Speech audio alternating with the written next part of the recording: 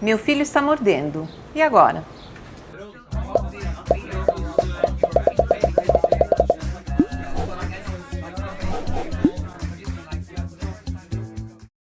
A mordida é um tema muito presente nos primeiros anos da educação infantil e um tema muito dolorido, não só fisicamente.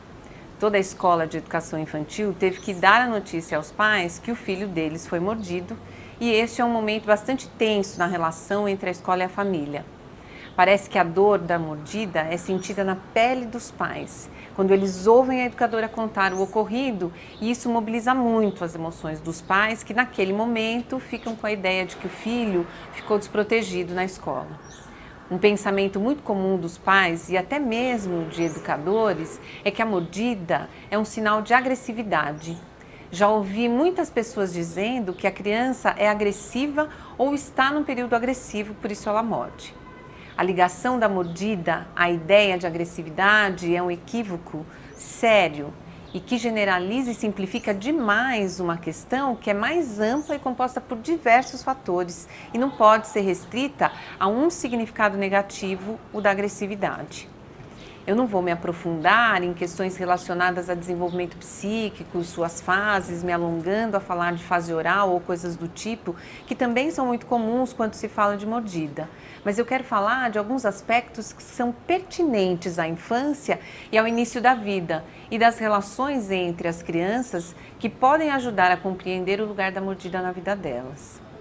As crianças nascem equipadas para conhecer o mundo em que elas chegam e a boca é o instrumento mais sensível para começar a jornada da vida. Não é à toa. A boca será um meio de sobrevivência e de construção dos primeiros significados a respeito da vida. O desconforto físico causado pela fome vai ser resolvido através da boca. E com a satisfação física virá também uma mensagem de satisfação que é psíquica, que é afetiva, que é emocional. Junto com o leite morninho que preenche e traz a sensação de bem-estar físico, vem também o bem-estar associado a estar sendo segurado nos braços de alguém, a sentir o calor do corpo dessa pessoa, o cheiro, a ouvir o som de uma voz suave que embala aquele momento. Todos esses aspectos compõem uma sensação de bem-estar e de bem-querer, de satisfação para além do físico. E isso acontece com o bebê pela boca. Ou seja, a boca no início da vida é extremamente sensível e recheada de energia para que a criança, através dela, conheça o mundo em que ela passou a viver. A boca é um instrumento importante de relação com o mundo e com as pessoas. A primeira e mais importante é esta, relacionada ao aleitamento, seja no peito ou na mamadeira, seja pela mãe ou por um adulto cuidador. Ao longo do tempo, a boca vai se equipando para viver os desafios do crescimento. Um alimento pastoso, que não mais o leite, depois alimentos mais sólidos, uma variedade de sabores, temperaturas e texturas, e para isso os dentes começam a ter um papel importante. Grande parte das mulheres que amamentaram vivem ou já viveram as primeiras mordidas de seus bebês, porque com a chegada dos dentes, a amamentação passa a contar com a possibilidade da mordida, já que o bebê, na hora de sugar, pode fazer uma pressão maior com a boca. A reação da mãe à mordida também oferece sinais e mensagens ao bebê. Cada experiência vivida é sempre uma possibilidade de construção de significados. E é assim que todo ser humano vai entendendo como as relações se dão e quais são as ferramentas que cada um de nós tem para enfrentar o mundo. Portanto, a mordida, assim como o choro, os gestos, os movimentos, os sons, os balbucios, as palavras, são recursos que todo ser humano tem para se relacionar. E muitas vezes a mordida se apresenta como um recurso muito eficaz, porque ela gera uma reação imediata na pessoa que foi mordida. Numa situação em que duas crianças estão disputando o mesmo brinquedo, a mordida se apresenta como um recurso muito eficaz. A criança morde o colega e ele solta o brinquedo. A dor, a consequência da mordida, só vai sendo percebida pela criança na medida em que os adultos vão sinalizando para ela que ela machucou e que ela não deve fazer aquilo. E vão ensinando outros recursos para conseguir o que ela deseja, sem que para isso precise machucar o outro. Os significados que vão sendo construídos em torno da mordida são fruto das reações e relações que os adultos estabelecem em torno dela. A criança tem um instrumento bastante sensível de relação, que é a boca.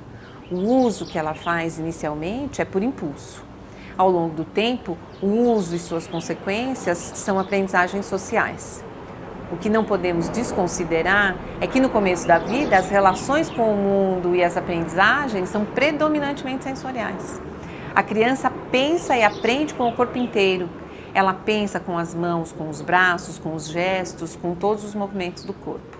Quantas vezes nos deparamos com as crianças se esticando inteiras para mostrar o quão grande é uma coisa que elas viram?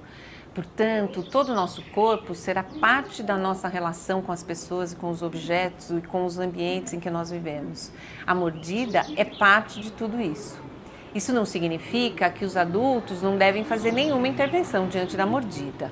Como eu disse antes, as consequências da mordida e até mesmo o uso repetido como forma de conseguir as coisas pode ser fruto dos significados que vão sendo construídos em torno dela. Porém, colocar a mordida como agressão pode ser um equívoco tão grande a ponto de estabelecer para a criança um lugar de existência que, além de não ser devido, pode marcar a criança de uma forma negativa, trazendo consequências futuras. Entender a mordida como algo que é da vida na infância ajuda os adultos a entender que não se trata de maldade ou agressividade, mas de um recurso que as crianças se utilizam para se relacionar.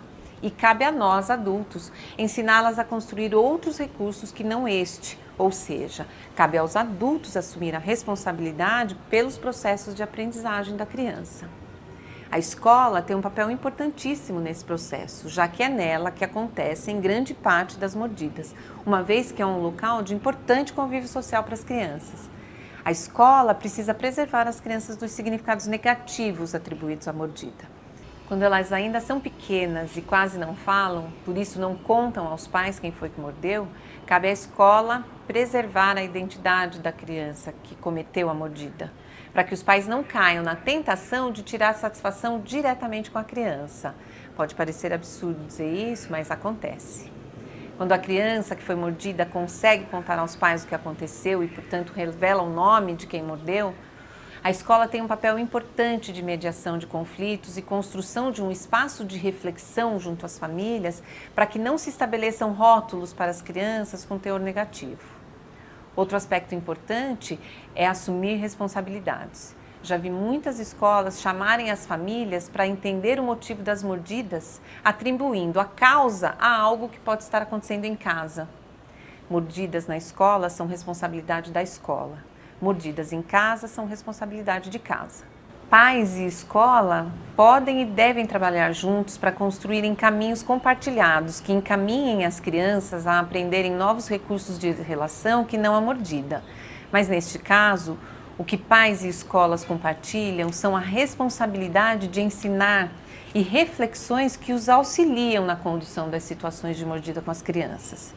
Espero que o nosso Papo Aberto de hoje tenha feito sentido para vocês. Entrem no nosso canal, se inscrevam e deixem seus comentários. Semana que vem tem um novo vídeo. Até lá!